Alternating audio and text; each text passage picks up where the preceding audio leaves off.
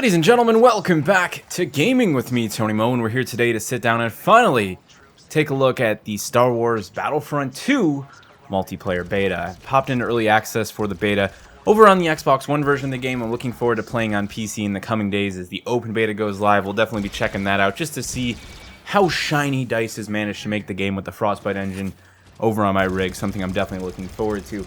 That being said, the game actually looks and runs relatively well on Xbox. I definitely noticed some frame drops when I was in Galactic Conquest, but they were far and few. And overall, it's a pretty impressive looking game for an Xbox title. Something that will be really nice to see how it plays out on like PlayStation 4 Pro and Xbox One X when that comes out in November. The first thing I want to talk about when it comes to Star Wars Battlefront 2 is that gameplay, that gun feel. We're not really going to go into some like hardcore deep dive here and break down all of the game's systems and talk about balance. I really just want to talk about how Star Wars Battlefront 2 feels to play, because that's the biggest issue I had with the original Battlefront, the first Battlefront that DICE and EA worked on anyways. It just felt very watered down when you compared it to a lot of other first-person shooters in the market. It was just this point-and-shoot gameplay that was completely devoid of any sort of reward or progression within the gunplay itself. And overall, the whole game to me always felt a bit unstructured, like it didn't really know what it wanted to be. It was a game that had a lot of great audio effects, a lot of great visual design, but when it came to everything that pertained to gameplay, including map flow, map design, a lot of the game's systems like the power-ups and the pickups that were randomly scattered across the battlefield, recoil, gunplay, it all just felt really meh, for lack of a better word. It never really made you grin. So as much as I wanted to enjoy the audiovisual presentation, those things always brought it down. With Battlefront 2, for the very first time, the gunplay feels satisfying. It feels rewarding. We've got a relatively medium amount of recoil behind almost all of the weapons that I've had a chance to go with across the now 4 classes, which gives you a lot of personal diversity and variety in terms of how you want to play the game, which I really appreciate. And that finally opens up the opportunity to put me in a position where I can finally enjoy that audiovisual presentation. And I have to say, they really went all in this time around with Battlefront 2.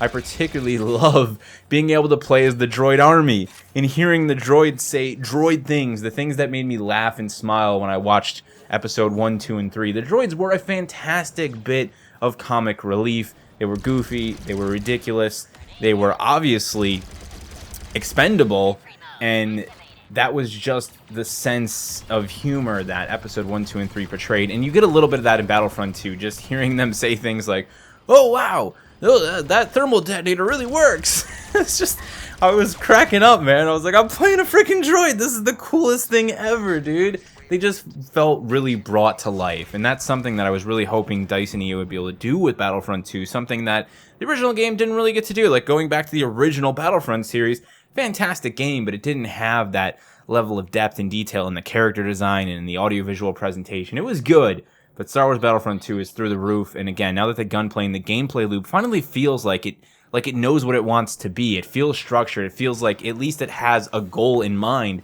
for the type of environment that it wants to create for players. I'm actually really enjoying it. In fact, dare I say, this is the first time since Battlefield 3 that I've had such a huge grin on my face while playing a DICE game. Don't get me wrong, I like Battlefield 1. I think Battlefield 1 did a lot of really smart things. There were little design decisions that DICE made with BF1 that I really appreciated, but nothing in the Battlefield franchise has really been able to capture that fun factor that Battlefield 3 had for me. Battlefield 3 was the last large-scale DICE game, anyways, that I played just addictively with my friends because it was fun. We didn't care if we won or lost. We didn't really care about where the score was going.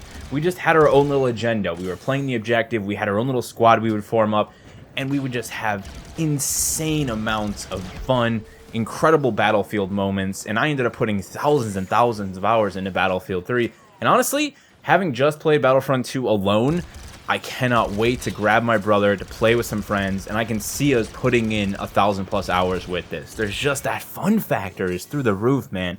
And most of it for me was in the time I spent with Galactic Conquest, which I think the 40 players is a great number. There's a really great sense of scale on the map that's available in the beta. And again, that structure, that game flow. Now that we have a class-based system and the reinforcement, so you're actually earning credits for playing the objective, for getting kills, that allows you to unlock some heroes or some more powerful classes, or, you know, starfighters and land-based vehicles. It all just feels like there's much more progression going on now. And I actually like the idea of what they're doing with the card system.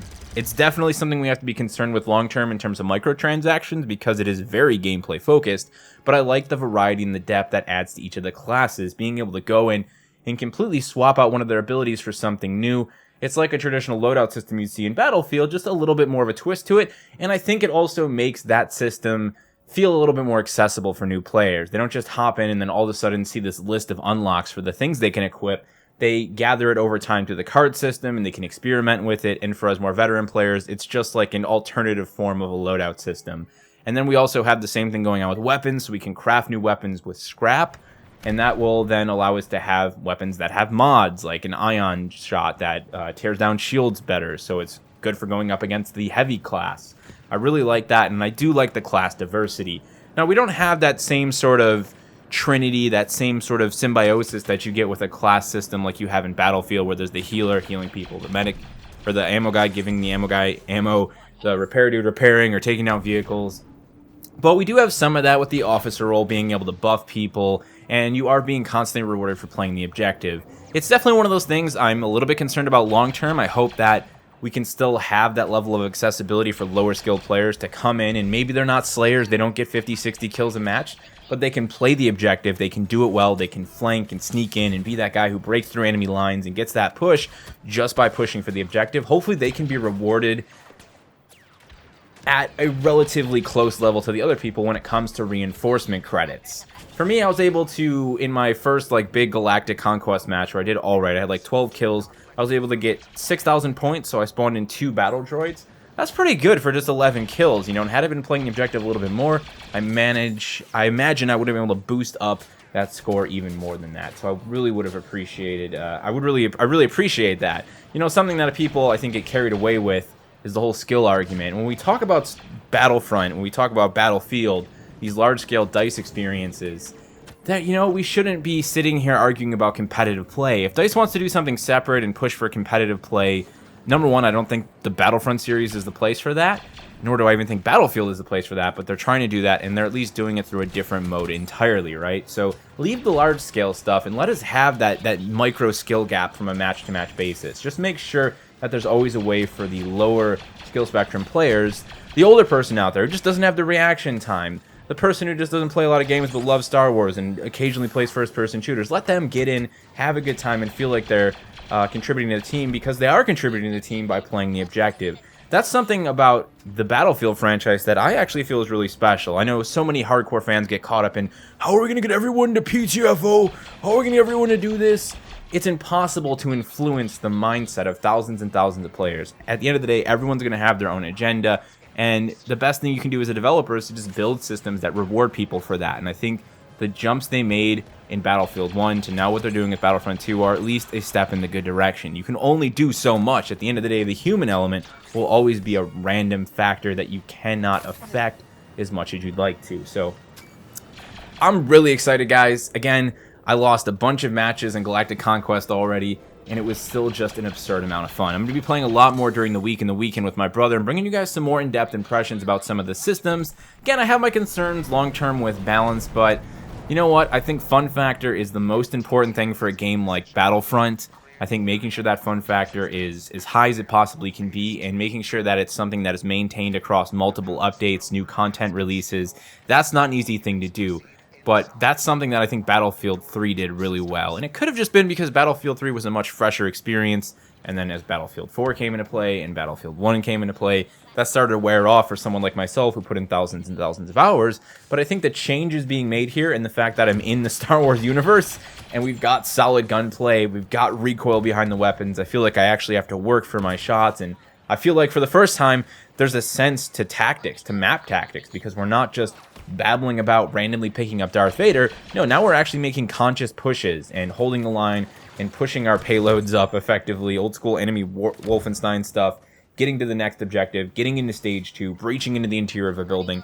Again, that structured element is just there in a bigger way than it ever was before. And you know what's the coolest thing about the beta, guys? This really excites me about the full release, is there is actually a lot of content here, and most of it doesn't feel like content for the sake of content.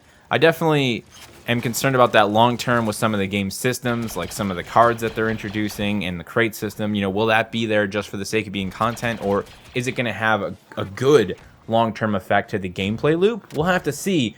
But when we talk actual content across the width of the Battlefront 2 experience, we've got Arcade, which has got a whole bunch of like actually pre-designed missions that have different characters and different heroes you'll be using in them. That can be played in single player, co-op, or in versus. They've also got custom arcade that's going to be available in the full release. You can play on both the light and the dark side with 3 different tiers of difficulty settings.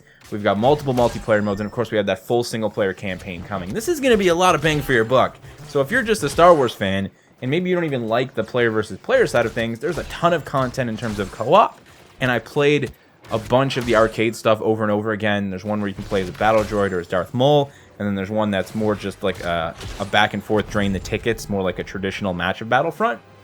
And it all just feels so much better because that gunplay has been improved substantially. And again, having the different classes, having all of the stuff going on with reinforcements, puts us in a situation where we have a lot of classes to master. Yeah, there's the 4 base classes, but there's all of the reinforcements that you'll be able to spawn in as, not just the vehicles, but also, you know, again, the battle droids and the heroes.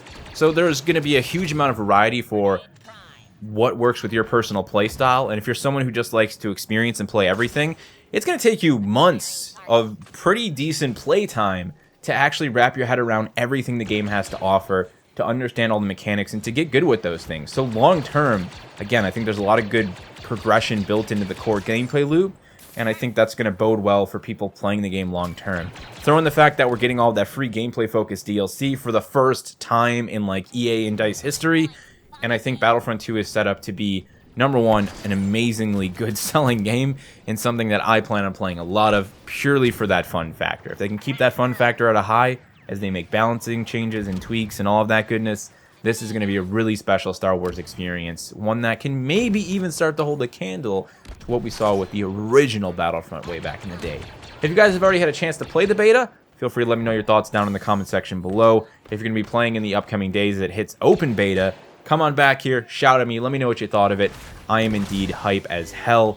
Playing in first person, I know third person gives you that advantage, is a beautiful, beautiful thing in this game. It looks stunning. Cannot wait to boot it up on my rig and really experience it in all of that glorious PC glory. Thank you guys so much for watching, and as always, remember to play smart, remember to play to challenge yourself, but most importantly, remember to play for fun.